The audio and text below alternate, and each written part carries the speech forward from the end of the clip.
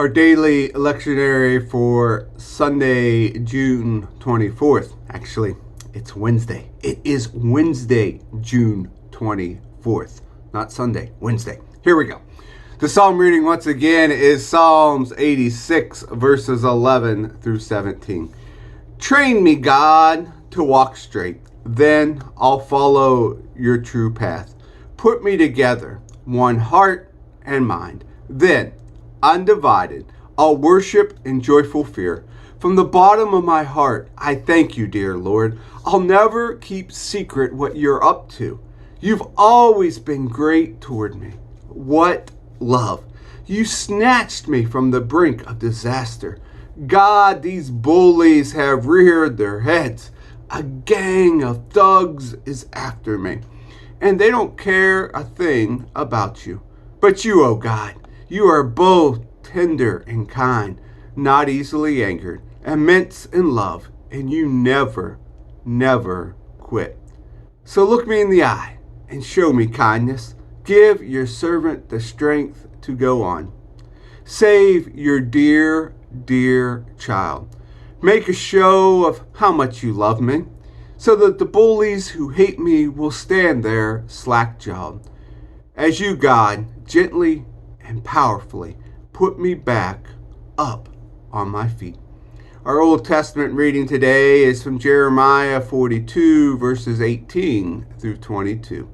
This is the message from God of the angel armies, the God of Israel. In the same way that I swept the citizens of Jerusalem away with my anger and wrath, I'll do the same thing all over again in Egypt. You'll end up being cursed, reviled, ridiculed, and mocked, and you'll never see your homeland again. God has plainly told you, you left over from Judah. Don't go to Egypt. Could anything be plainer? I warn you this day that you are living out a fantasy. You're making a fatal mistake. Didn't you just now send me your God, saying, pray for us to our God? Tell us everything that God says, and we'll do it all.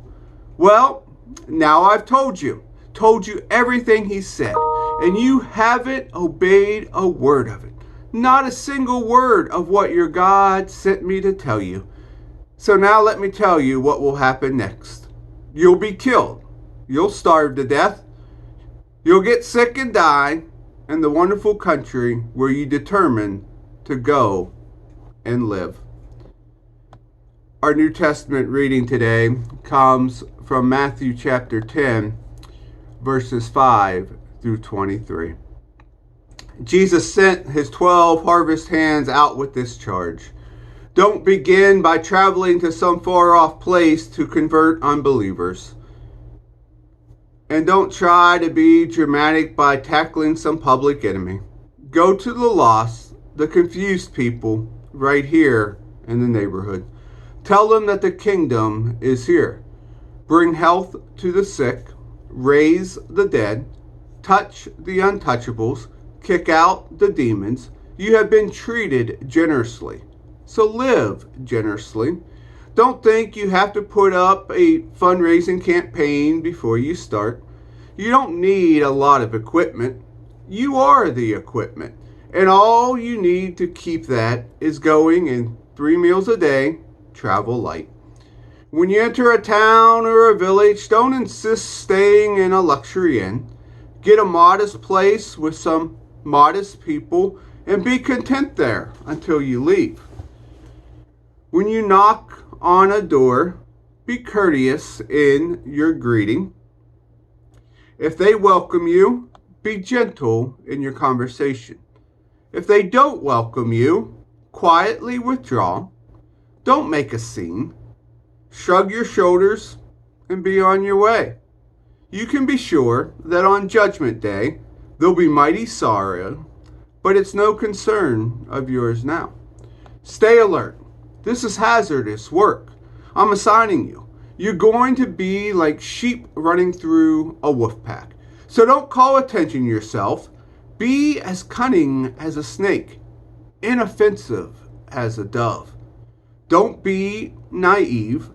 Some people will impugn your motives. Others will smear your reputation. Just because you believe in me, don't be upset when you haul you before the civil authorities. Without knowing it, they've done you and me a favor, given you a platform for preaching the kingdom news. And don't worry about what you'll say or how you'll say it. The right words will be there. The Spirit of your Father will supply the words.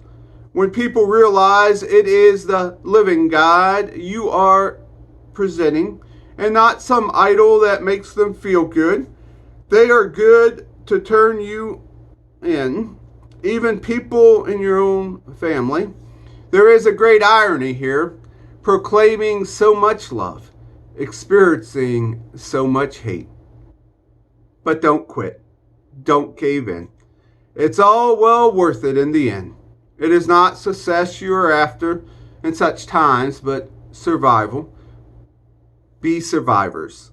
Before you run out of option, the Son of Man will have arrived. And here ends our reading for the day.